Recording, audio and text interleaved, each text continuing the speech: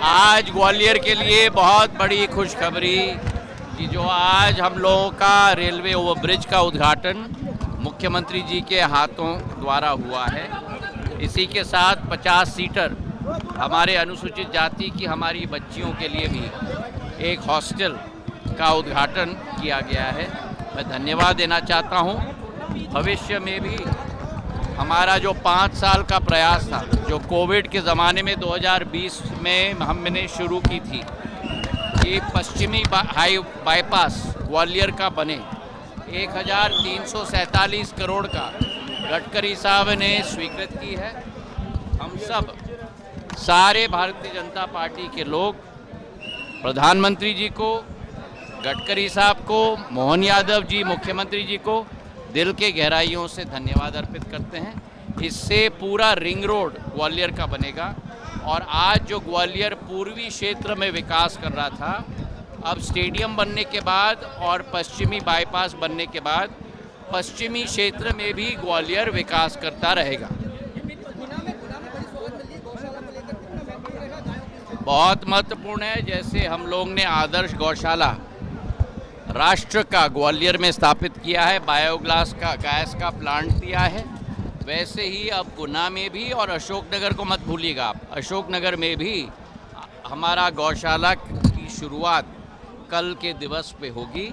मैं सभी को अपने दिल से भी धन्यवाद अर्पित करना चाहता हूँ। अब वही सीएम साहब और हम इस पर काम कर रहे हैं। थोड़ी चीज़ें हैं, थोड़ा हम सीएम साहब और हम तक थोड़ा सीमित रहने दो, फिर हम लोग जब समय होगा तब आपके समक्ष भी रखेंगे।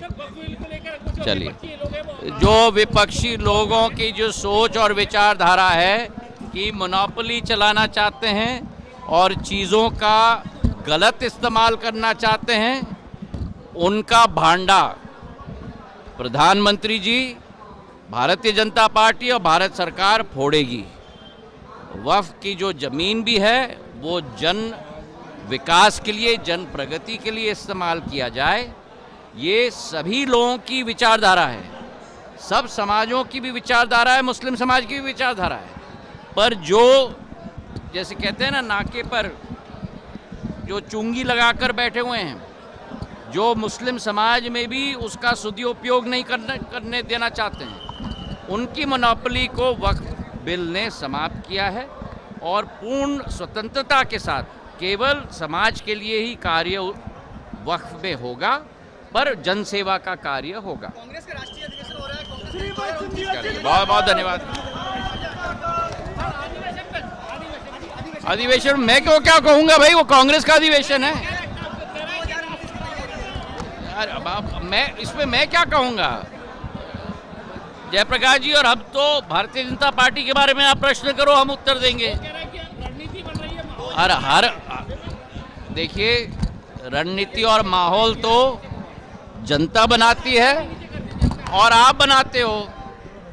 हमारे काम पे मुख्यमंत्री जी के काम के आधार पर, प्रधानमंत्री जी के काम के आधार पर अब कांग्रेस पार्टी अपना अधिवेशन करे। हमारे प्रजातंत्र में हर राजनीतिक दल अपना अधिवेशन करने के लिए स्वतंत्र है, अधिवेशन ही अधिवेशन करते जाएं।